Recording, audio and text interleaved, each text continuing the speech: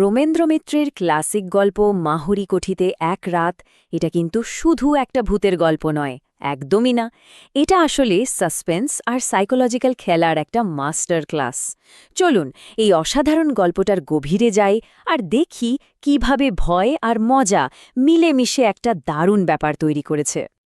তো গল্পের শুরুতেই এই প্রশ্নটা কিন্তু মাথায় রাখতে হবে, আমরা যা পড়ছি বা শুনছি সেটা কি আসলেই অতিপ্রাকৃত, নাকি এর আড়ালে অন্য কোনো রহস্য আছে?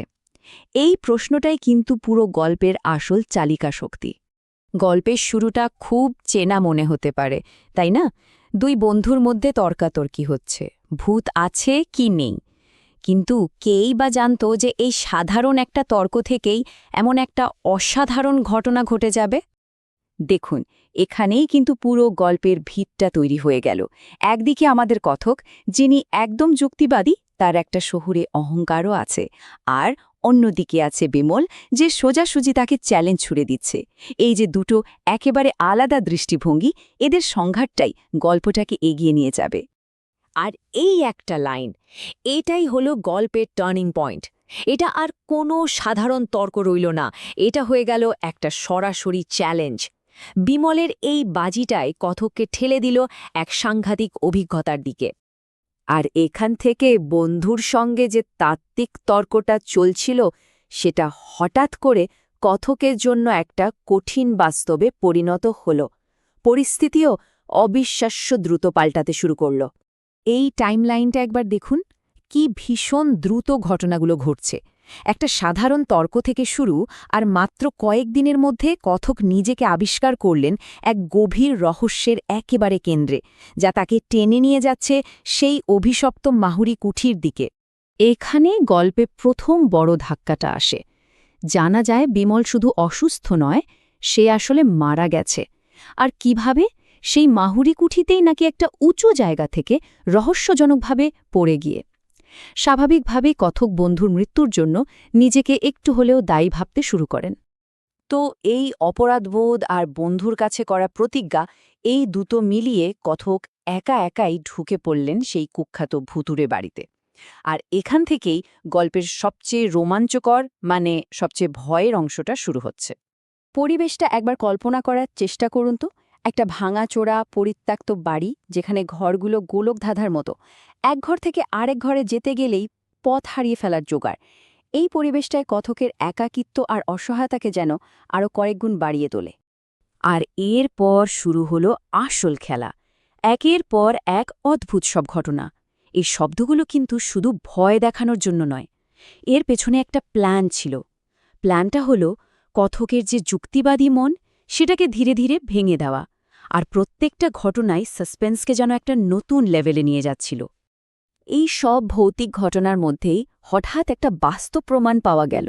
এই ব্যাগটা পেয়ে এটা তো নিশ্চিত হওয়া গেল যে বিমল মারা যাওয়ার আগে এই ঘরেই ছিল। কিন্তু ব্যাগের ভেতর টাকাটা যেমনকার তেমন ছিল, তার মানে ডাকাতির কোনো ব্যাপার নেই। ফলে রহস্যটা আরও জটিল হয়ে গেল। এবার গল্পটা একটা অদ্ভুত মোড় নেয়। মানে শারীরিক ভয় থেকে সরে গিয়ে ব্যাপারটা হয়ে দাঁড়ায় প্রায় অবিশ্বাস্য। কথক সরাসরি বিমলের আত্মার সঙ্গে কথা বলতে শুরু করেন।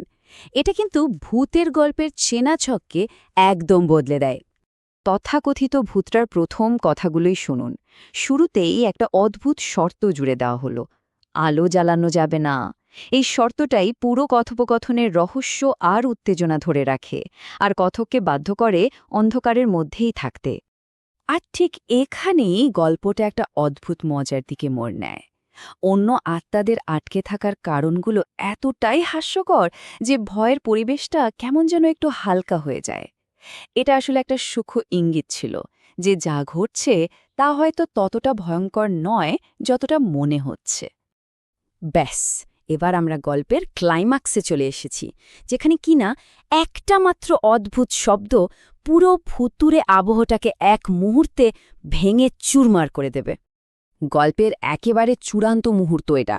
যখন বিমলের আত্মা তার শেষ কথাগুলো বলতে যাচ্ছে, ঠিক তখনই এমন একটা শব্দ হলো যা কোনো ভূতের কাছ থেকে আশা করা যায় না। আর এই একটা শব্দই পুরো খেলার মোড় ঘুরিয়ে দিল। এখানেই তো গল্পের আসল মজা। ভূতকার, এর মতো একটা ভারী শব্দের আড়ালে লুকিয়েছিল কি? একটা সাধারণ হেঁচকি। এই চরম মানবিক শব্দটাই ভূতের সব রহস্যময়তাকে এক মুহূর্তে মাটিতে নামিয়ে আনল। ব্যাস, মোমবাতি জ্বালিয়ে আলমারির দরজাটা খোলার সঙ্গেই কথকের এই কথাটা গল্পের সব রহস্যের ওপর থেকে পর্দা সরিয়ে দিল। যেটা এতক্ষণ একটা ভয়ঙ্কর ভূতের গল্প ছিল, সেটা এক মুহূর্তে একটা নিখুঁত নাটকে পরিণত হল। তাহলে পুরো ব্যাপারটা আসলে কি ছিল? কোনো ভূত-থুত নয়, এটা ছিল বিমলের একটা একেবারে নিখুঁত মাস্টার প্ল্যান। ধাপগুলো একবার ভাবুন। প্রথমে একটা মিথ্যে টেলিগ্রাম, তারপর জায়গাটা খালি করা, এরপর সহকারী রামদিনকে দিয়ে ভুতুরে আওয়াজ তৈরি করা, আর শেষে নিজে আলমারিতে লুকিয়ে থেকে ভূতের পাঠটা দারুণভাবে অভিনয় করা। মানে পুরোটাই ছিল একটা বিশাল রসিকতা। শেষ পর্যন্ত মূল কথাটি হল এটাই: এই পুরো আয়োজন কোনো অতিপ্রাকৃতিক শক্তির কারণে নয়, বরং এক বন্ধুর তার অন্য বন্ধুর সাথে করা একটা বাজি জেতার জন্য অবিশ্বাস্য জেদ আর পরিকল্পনার ফল। এই গল্পটা আমাদের এই প্রশ্নটা নিয়ে ভাবতে বাধ্য করে। ভয়, বিশ্বাস আর গল্প বলার শিল্প, এই তিনটে জিনিস কিভাবে একে অপরের সাথে মিশে আমাদের বাস্তবতার ধারণাকেই ওলটপালট করে দিতে পারে, তাই না?